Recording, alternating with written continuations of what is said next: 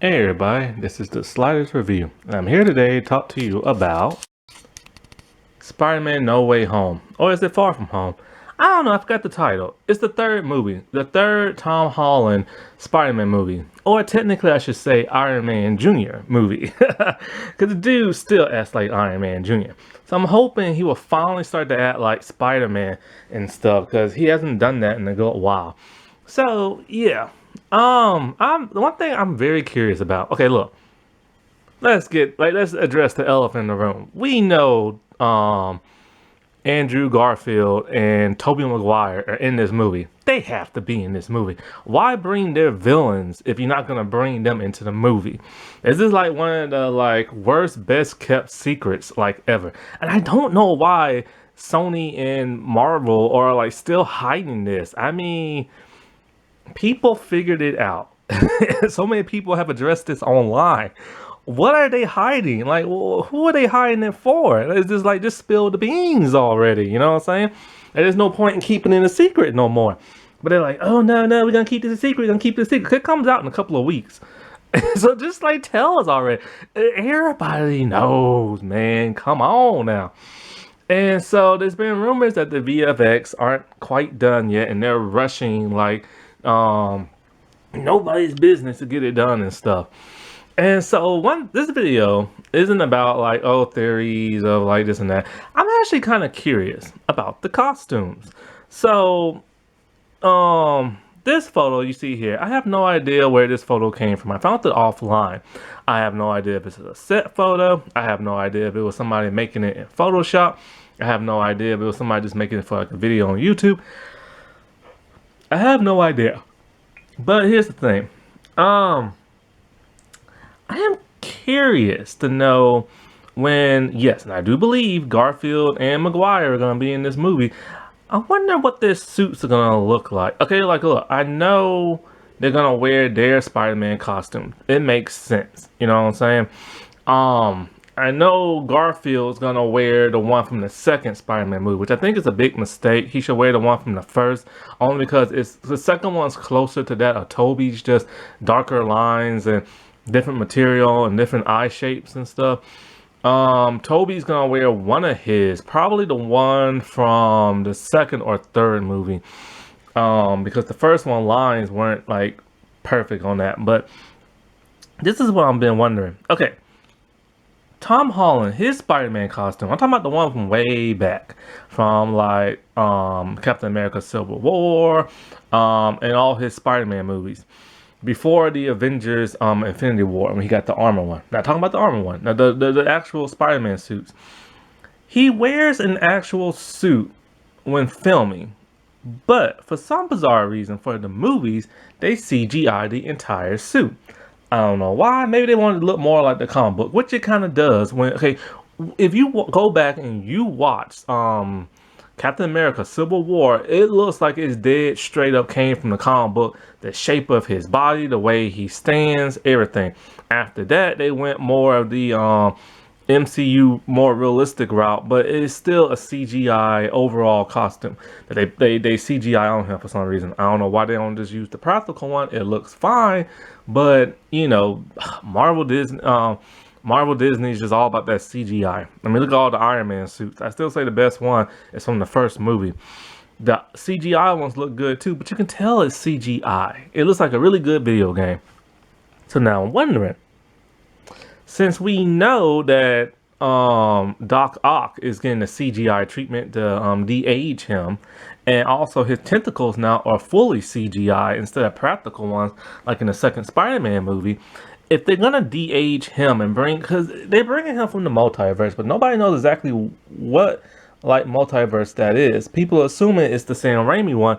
So if that's so, they would have to pluck him out right before he died. And the same thing with the Green Goblin and stuff. Now, so if they're gonna de-age the Doc Ock dude, they're gonna have to de-age also William Dafoe, Green Goblin, and whatever the dude's name is that plays Sandman, because they old now. They got those wrinkles in the face. You know, it just happens when you get older. You know what I'm saying? So they're gonna have to de-age them too. So now I'm thinking, okay, with all this CGI floating around, are they gonna CGI Tobey Maguire's and Andrew Garfield's suit? I hope to God not. I don't want to see that. I don't want to see cartoony or shiny like CGI for their suits. But it would make sense for them to CGI if Tom's suit is completely CGI as well. Cause why not just do theirs? You know what I'm saying? I will say if they CGI those two suits, it's gonna take away the realism, the practicality of it all. It's gonna take away the wow factor. Because it's kind of like if you want to look at Tom's suit, just go to like any Spider-Man video game and boom, it's just similar, you know what I'm saying? And that's the problem with movies nowadays. They all relying too heavily on CGI. And they're not just putting it in places that it needed to be. They're just putting it in places just to put it in places and stuff. And so like I just really hope, because if I'm hoping also more Spider people come up in that movie, but yeah, I just really hope that they use a practical suit for those two dudes. I know they're gonna go that CGI Tom route, but it's kind of like why do that? And the suit itself is so beautiful. Spider-Man has one of the most iconic costumes ever and the most unique out of any superhero you've ever seen. You know, because have you ever seen a superhero costume look like that? No, because they did a good job when they came up with that for the comic books and stuff. And I think just to like, you know, mess with it in CGI is a huge disgrace and everything. And because, you know, could think about it. You know, I know a lot of people like to debate, oh, who's their favorite Spider-Man. I really don't know who's my favorite because none of them are perfect, but they all take traits from the comic books. But when one takes a trait from the comic book, the other one does not for some bizarre reason. You know, and it's just like, hands down, Sam Raimi's Spider-Man movies are superior to that of all the rest of them. Because they actually focus not only on Spider-Man and Peter Parker, but they actually draw in stuff from the comics and take a lot of the source material. Garfield movies are pretty good too. I would rank his second. At least his first one. Not so much that that Amazing Spider-Man 2 one. Only because they don't really go the comic book route. They kind of change things here and there. But when you look at it and you say, oh, yeah, I still feel, you know, the Aunt May is old. You know, Uncle Ben is old. They had him crash down in that wrestling ring, but he didn't wrestle. But that was like a nice nod. But it would have been like a whole lot more. And you know, just certain other little aspects that make, you know, Gwen Stacy look comic book accurate. You know, and it was just a cool thing. Then you get the Tom Holland movies. And it's just like when I look at him and I watch his movies, but I still only saw the first one. I haven't saw the second one yet. Because for some bizarre reason, Disney Plus are not allowed to show the Spider-Man movies on their streaming site. Because it's still property of Sony. But when I look at his movie and some of his appearances in the Avengers movies, it's just, I never feel like he's really Spider-Man. I never, like, it just never draws on me. Like, his characters all look completely different and stuff. His Aunt May is super young and everything. He doesn't struggle with money. And it's like, that's a huge aspect of Spider-Man that makes Spider-Man Spider. That's why the Tobey Maguire movies are so good. That dude struggled. He could not make ends meet. Even when he had a job, he still couldn't make ends meet. Aunt May was the woman, a wise woman. Then you get to the Amazing Spider-Man.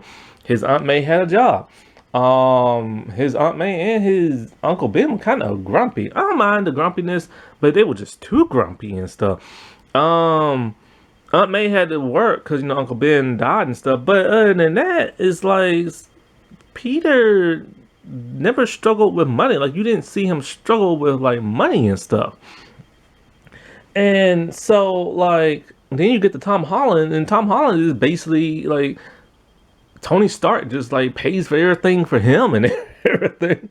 And it's just, like, I never feel like Tom Holland's Spider-Man is actually Spider-Man. Plus, he acts much like Marty McFly, which is what Tom said he based his character off of.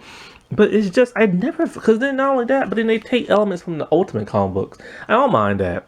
But just stop stealing from Miles. Because when Miles do show up, what's he gonna have? I mean, They already gave Peter the black and red costume, a modified version, and that's supposed to be something Miles has.